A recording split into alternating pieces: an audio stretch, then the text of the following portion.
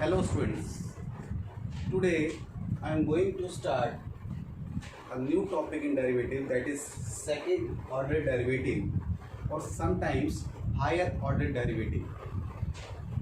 जैसे कि नेम से ही हमें मालूम है सेकंड ऑर्डर डेरिवेटिव मीन्स हमें दो बार डेरिवेटिव करना है, डिफरेंशिएशन करना है। सुनने में इजी लगता है, एक बार करना अगर हमें आता है तो सेकंड टाइम कौन सा मुश्किल है। एक फंक्शन गिवन में है, हमें फंक्शन को डिफरेंशिएट करेंगे हम एक बार, दोबारा फिर कर देंगे तो हमारे पास सेकंड ऑर्डर डेरिवेटिव हो गया। यहाँ 3 क्वेश्चन लिखे हुए हैं। इन 3 क्वेश्चंस की हेल्प से मैं आपको इस पूरे टॉपिक को समझाने की कोशिश करता हूँ। सबसे पहले फर्स्ट एग्जांपल जो कि बहुत सिंपल है, y is equal to x4 plus cot x। Question क्या है, हमें find the second order of this function और find the double derivative. dy by dx is equal to 4x cube and cot x का derivative minus cosec square x। Cot x का derivative minus cosec square x, एक बार derivative हो गया, हमारे पास answer हो गया इसका पास। Second derivative d2y upon dx2। First of all second order derivative को लिखने का तरीका आइदर दिस और derivative of dy by dx और d2y upon dx2 is equal to y2, ऐसा भी हो सकता है, या d2y upon dx2 is equal to h double dash f double dash x, हम इसको ऐसा भी लिख सकते हैं। तो d2y अपॉन dx2 y2 या d2y dx2 is equal to f double dash x या फिर इसका डेरिवेटिव, इन सभी का सेम मीनिंग है। क्या करूँगा मैं, 12x square minus 2 cosec x और कोसेक x का derivative minus cosec into cot, तो माइनस माइनस प्लस हो जाएगा, तो cosec square into cot x। Simple question, double derivative. Second order derivative कैसे निकालते हैं, ये तरीका है, एक फंक्शन को हमने एक बार डिफरेंशिएट किया, दोबारा फिर डिफरेंशिएट किया तो हमारे पास आंसर आया। देखने में लगेगा आपको आसान है, इजी है, लेकिन जब इसके थोड़े से कॉम्प्लेक्स क्वेश्चंस आते हैं तब थोड़ा बहुत हमें और समझना पड़ेगा। एक सेकंड क्वेश्चन है, इसको ध्यान से देखो क्या दिया हुआ है, y is equal to E की पावर x साइन 5x।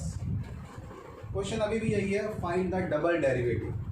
क्या करूँगा, y1 means dy by dx is equal to E की पावर x साइन 5x का cos 5x एंड 5x का 5, मैं प्रोडक्ट टूल लगा रहा हूँ, प्लस साइन 5x एंड ई की पावर x का ई की पावर x, जो कि y हो सकता है, तो मैं इसको दोबारा प्रोडक्ट टूल ना लगाना पड़े तो मैं इसको y से डिनोट कर दूंगा।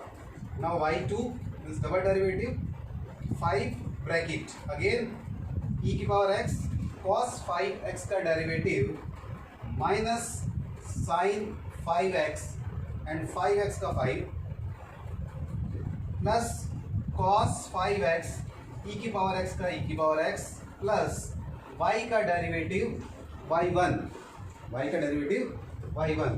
ध्यान से देखो अब क्या क्या हो रहा है, माइनस 25 e की power x sine 5x plus 5 cos 5x e की power x plus y1, y2 is equal to, ये पूरा क्वेश्चन बन गया अगेन माइनस 25y। इसकी वैल्यू कहाँ से लिखूँ मैं, ये वैल्यू गिवन में, जिसकी वैल्यू हो जाएगी y1 minus y plus y1।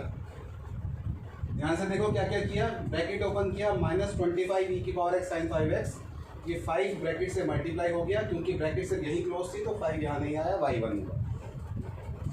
25 इस पूरे की वैल्यू को मैंने y डिनोट किया, y है, इसकी वैल्यू को मैं इस स्टेप से लेकर आया जो क्या थी, y1 माइनस y लिखा, तो आंसर हुआ y2 is equal to minus 26y plus 2y1, ये इसका फाइनल आंसर है।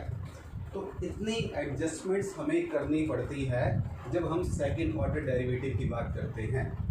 इस क्वेश्चन को मैं फिर से एक्सप्लेन कर रहा हूँ, ध्यान से देखना। क्वेश्चन था y is equal to e की पावर x sin 5x और मुझसे ये पूछा गया था कि find the double derivative. We need to find the second order derivative. y1 हमारे पास dy बाई डी एक्स भी होता है, या मैं इसको dy बाई डी एक्स लिखूँ या y1 से डिनोट करूँ। y1 सिंपल प्रोडक्ट रूल, दो फंक्शन है, एक फंक्शन e की पावर x, दूसरा फंक्शन sin 5x। e की पावर x sin 5x का डेरिवेटिव cos 5x और 5x का 5 using chain rule plus sin 5x e की पावर x का e की पावर x। अगर मैं इसी स्टेज पे दोबारा डेरिवेटिव करता तो मुझे यहाँ भी प्रोडक्ट रूल लगाना पड़ता और यहाँ भी लगाना पड़ता। इससे बचने के लिए मैंने इसकी वैल्यू को y डिनोट कर दिया। y2 क्या बताया, डबल डेरिवेटिव को रिप्रेजेंट करने का ये भी तरीका होता है, मैं y2 लिखूँ या d2y अपॉन dx2 लिखूँ, दोनों का सेम मीनिंग है। 5 ब्रैकेट के बाहर रखा, इन दोनों में प्रोडक्ट लगाया, e की पावर x cos 5x का डेरिवेटिव sin 5x माइनस का और आगे 5 हो गया प्लस cos 5x e की पावर x का e की पावर x और y का डेरिवेटिव y1 या फिर y का derivative dy by dx। y2 bracket होगा -25 e की power x sin 5x plus 5 cos 5x e की पावर x प्लस y1। ना इसकी वैल्यू क्वेश्चन से उठाई और मैंने y पुट कर दी और इसकी वैल्यू इस स्टेप में जहां मैंने फर्स्ट डेरिवेटिव किया था इसकी वैल्यू y1 माइनस y मैंने पुट कर दी, सिंप्लीफाई किया तो ये आंसर हो गया। तो इस तरह की एडजस्टमेंट्स मुझे करनी पड़ेगी जब मैं इसको सॉल्व करूँगा। अब एक तीसरा टाइप है जो क्वेश्चन नंबर 3 लिखा है मैंने, देखते हैं इसमें मैं क्या कर सकता हूँ या क्या चेंज है।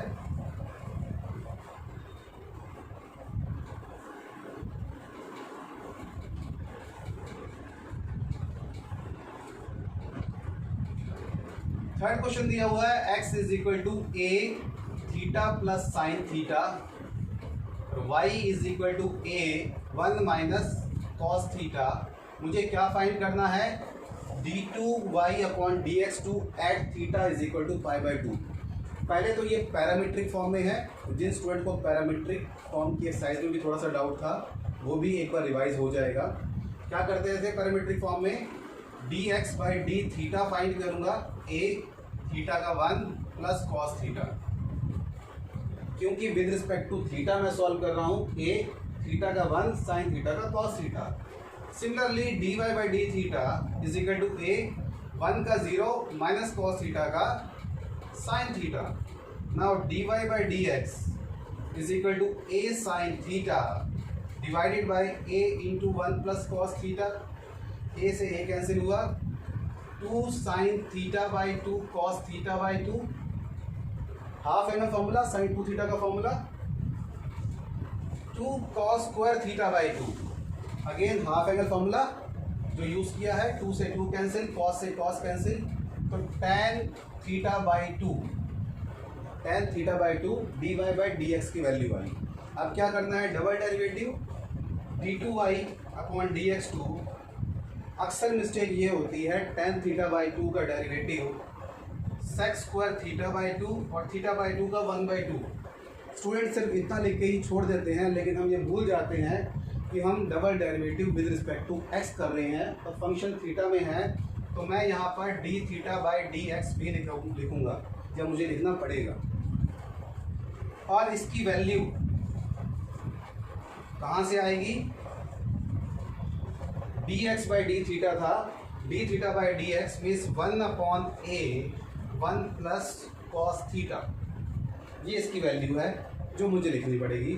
और पूछा क्या है, find the value of d2y upon dx2 at theta is equal to pi by 2। तो अब अगला काम, मैं थीटा की वैल्यू पुट कर दूंगा, sec square pi by 4 theta by 2 है upon a 1 plus cos pi by 2। Answer क्या हो गया, 1 बाई 2 सेक पाई बाई 4 की वैल्यू √2 का square upon a 1 plus cos pi by 2 cos 90 0। तो आंसर हुआ 2 upon 2a, it means 1 upon a, 1 upon a इसका answer हुआ।